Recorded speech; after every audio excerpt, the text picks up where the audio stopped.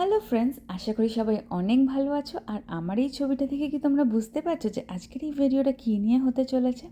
হ্যাঁ, এটাই হলো আমার এত দিন ধরে সোশ্যাল মিডিয়া বা আমার পেজে অ্যাক্টিভ না থাকার কারণ।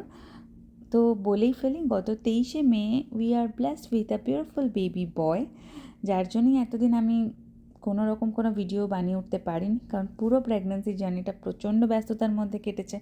কারণ আমি আর ঘোষবাবু দুজন এখানে একাই ছিলাম, তার মধ্যে ওর অফিস, আমার ইউনিভার্সিটি, সব মিলিয়ে আমরা কোনোভাবে সময়টা পার করেছি, ম্যানেজ করে তো যাই হোক, ডক্টরের অ্যাডভাইস মতো আমার ডিউ ডেটের আগেই আমার ডেলিভারি করা হবে, এটা প্ল্যান করা হয় due to some medical concerns.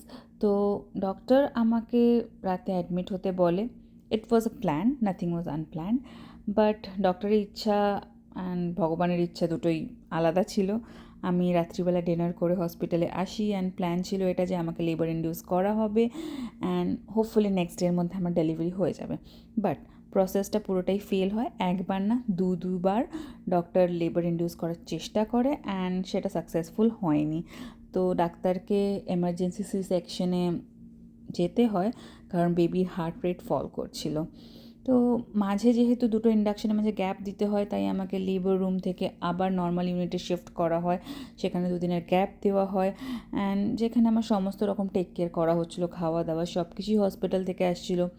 বন্ধুরা এসে মাঝে মধ্যেই দেখা করে যাচ্ছিল, বাট মনের ভিতর কিন্তু সবসময় একটা ভয় চলছিল, কারণ প্রথমবার মা হওয়ার এক্সপিরিয়েন্সটা একটু অন্য রকম, কারণ কিছুই জানি না কী হতে চলেছে, অনেক ভয় করছিল।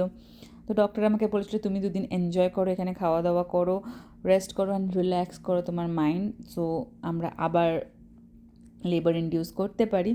তো যথারীতি সেটা ফেল হয় অ্যান্ড ফাইনালি যখন 23 তারিখ দুপুরবেলায় আমার বাচ্চার হার্ট রেট ফল করতে শুরু করে, সো ডক্টর সি সেকশন করে অ্যান্ড আমাদের ছোট্ট রিশু আমাদের কাছে চলে আসে।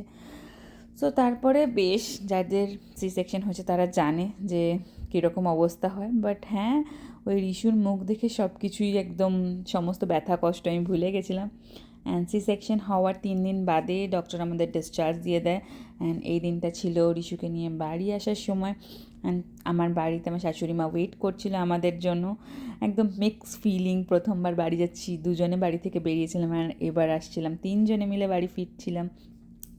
তো রিশুকে নিয়ে আমরা বাড়িতে ফিরলাম অ্যান্ড আরও আপডেট আমি তোমাদের সাথে শেয়ার করব। Till then stay tuned, bye by.